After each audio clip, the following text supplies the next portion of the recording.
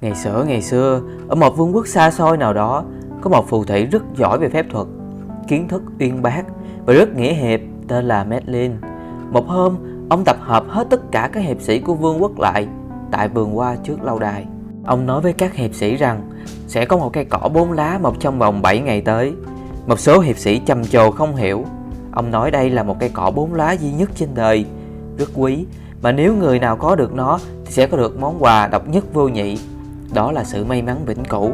Nó sẽ mang may mắn cho những người nào sở hữu nó trong các trận chiến, kinh doanh, tình yêu, sự nghiệp, trong tất cả mọi thứ trên đời này, và nó không giới hạn về mặt không gian lẫn thời gian. Sau khi nói xong, các hiệp sĩ ai cũng phấn khích, đều muốn nó thuộc về mình. Nhưng Merlin lại nói, cây cỏ này mọc ở khu rừng mê hoặc, phía sau thung lũng lãng quên. Nghe vậy, các hiệp sĩ liền im lặng và ra khỏi khu vườn hoa. Vì khu rừng mê hoặc ấy rộng bằng cả quốc gia, đi sâu vào ngàn dặm, rừng rậm với lại thú dữ. Vắt tìm một cây cỏ bé xíu ấy, như vậy chẳng khác nào mò kim đáy bể. Nhưng khi các hiệp sĩ lần lượt leo lên ngựa ra về, thì có 2 hiệp sĩ ở lại, một hiệp sĩ áo đen và một hiệp sĩ áo trắng. 2 hiệp sĩ tin những lời Merlin nói nên quyết tâm có được nó. 2 chàng hiệp sĩ, một áo trắng, một áo đen, liền leo lên lưng ngựa và phi thẳng vào khu rừng ấy. 2 chàng đều đi theo 2 con đường riêng của mình. Khu rừng mê hoặc là một khu rừng hoang dã và tăm tối. Những tán lá dày đặc xếp tầng lên nhau khi ánh nắng mặt trời không thể nào xen vô được, cho nên quanh năm khu rừng luôn tối tăm cho dù là ban ngày. Sáng hôm sau khi tỉnh giấc, hiệp sĩ áo đen tên là Nod đã sẵn sàng cho cuộc tìm kiếm của mình. Chàng biết cây cỏ này mọc lên từ lòng đất, và người biết rõ hết gốc rễ từng bụi cây, ngọn cỏ ấy chính là thần rừng Nôm, hoàng tử của lòng đất. Thế là chàng lên ngựa và tìm kiếm thần rừng.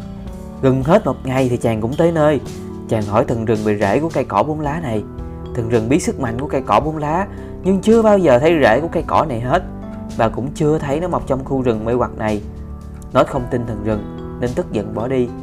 Trong khi Sid, người hiệp sĩ áo trắng, cũng suy nghĩ như Nod nên cũng gặp thần rừng hỏi chuyện. Nhưng thần rừng cũng nói y hệt như nói với hiệp sĩ áo đen kia, rồi bỏ đi. Sid khẩn khoản xin thần rừng đừng đi và hỏi lý do tại sao cây cỏ 4 lá này không mọc được trong khu rừng này. Thần trả lời dĩ nhiên là tại đất đai, không ai chịu thay đổi, canh tác để nó trở nên màu mỡ, mà cây cỏ 4 lá lại cần đất đai tươi tốt mới được. Sid hiểu ra được vấn đề nên hỏi thần rừng làm cách nào để tìm được đất mới. Thần Nôm gần như khuất dạng trong hang đá, nhưng sắp gần đóng cửa hang, thần chỉ tìm cách đất mới màu mỡ. Và sau khi tìm thấy một mảnh đất màu mỡ tại vùng đất của những chú bò 12 chân, chàng liền lấy 2 túi lớn đem về. Chàng chỉ có thể mang một ít đất, đủ làm mấy mét đất trong cái khu rừng rộng lớn ấy.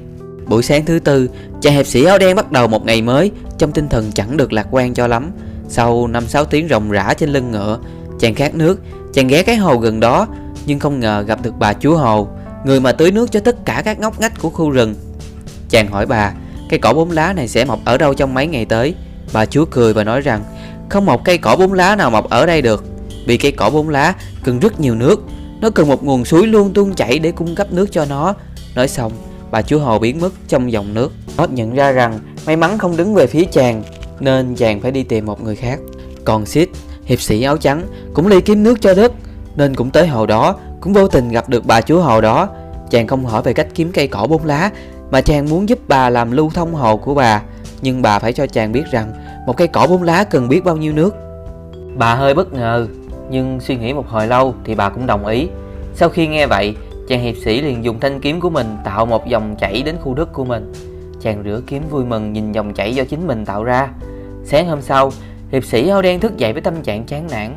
Khi đang cưỡi ngựa vẩn vơ trong khu rừng, chàng chợt nhớ mình chưa nói chuyện với Swaya, nữ hoàng của các loại cây, nên anh chạy vào giữa rừng. Vì Swaya là cây mọc đầu tiên trong khu rừng này, nên nó mọc ở trung tâm rừng. Chàng hỏi bà về cách tìm cây cỏ 4 lá trong khu rừng này. Bà lục lại 2.000 quyển sách trong thư viện và nói với chàng rằng chưa thấy cây cỏ 4 lá nào mọc trong khu rừng này trong 2.000 năm qua. Chàng lại lên ngựa đi với nỗi thất vọng to lớn và nghĩ Merlin đã nhầm. Cùng sáng hôm đó, Sid thức dậy với tâm trạng thoải mái và tràn đầy hy vọng. Chàng biết mình là một người hiệp sĩ chứ không phải là một người chăm sóc vườn, nên chàng tìm kiếm người nào rành về cây cối mà hỏi. Thế là chàng đi kiếm nữ hoàng của các loại cây. Chàng gặp bà không hỏi về cách tìm cây, mà là hỏi một cây cỏ 4 lá cần bao nhiêu ánh sáng là đủ. Với thái độ nhiệt tình và thân thiện của chàng hiệp sĩ, bà trả lời rằng Nó cần nhiều ánh sáng cũng như bóng râm vậy. Chàng cảm ơn bà và vội chạy về khu đất của mình. Mặc dù đang rất mệt, nhưng chàng không trì hoãn. Chàng leo lên các cây xung quanh, chặt bớt các nhánh cây, và cuối cùng ánh sáng cũng lọt vào chiếu xuống khu đất của chàng. Vào buổi sáng thứ 6, nó vẫn lang thang trong khu rừng. Mặc dù biết là không thể nào tìm được cây cỏ 4 lá, nhưng chàng không muốn trở về lâu đài một mình, nên đi tìm Sid để trở về cùng. Trong khi lang thang, chàng quyết định nói với Stone, mẹ của các loài đá, mà vẫn vậy. Câu trả lời của bà cũng giống như những bi thường trước kia. Chẳng còn gì để nói. Chàng khẳng định chàng chẳng bao giờ may mắn. Chàng liền leo lên lưng ngựa kiếm chỗ ngủ qua đêm. Khác với Nod, Sid gặp Stone, mẹ của các loài đá, hỏi người biết gì về cỏ 4 lá hay không. Bà nói cỏ 4 lá rất yếu khi trong đất có đá. Nói vậy, chàng chạy thẳng vào khu đất của mình, gạt bỏ hết những viên đá nhỏ và nhánh cây nhỏ khỏi khu đất của mình. Trong khi Nod tìm kiếm chỗ ngủ thì vô tình gặp được Sid.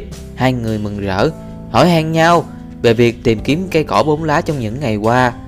Và khi nhìn thấy Sid với khu đất ấy, Nod nói Sid mất trí rồi, tốn biết bao nhiêu công sức để tạo ra khu đất ấy mà không biết nó có mọc được cây cỏ 4 lá hay không.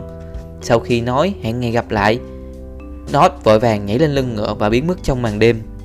Trong đêm đó, một phù thủy ác độc tên là Morgana bay tới chỗ Sid và Nod nói rằng Madeline lừa hai người vào rừng để độc chiếm cây cỏ 4 lá trong khu vườn ấy, nhằm mục đích khiến hai chàng hiệp sĩ giết Madeline.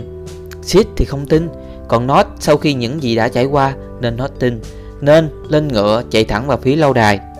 Sáng hôm sau, Sid thức dậy trong lòng bồn chồn không yên vì những câu nói đêm qua của một phù thủy. Chàng căng người quan sát khu đất của mình.